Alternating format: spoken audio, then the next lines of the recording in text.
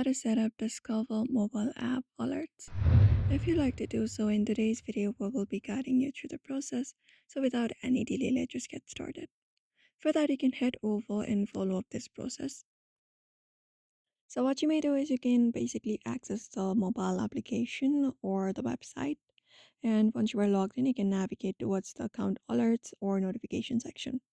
Once you are there, you can choose the type of alerts that you want to receive. For example, email, text, push notifications, and the specific events that you want to be notified about.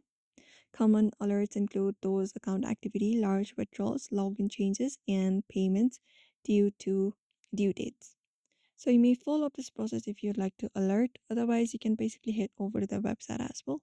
And there you will be finding how you can do so. So you can basically look out for your terms on how to do so. So you should be able to set alert online to your credit card account. You can basically go through the app and find the notification settings on your user profile, settings on manage account section for the app, and the services section. And you can just go ahead and go to the view and configure your account activity alert section. From there, you can switch alert notifications on and off and choose to receive the alerts via text, email, and both. So if you'd also like to set up alerts, you may basically follow up those process.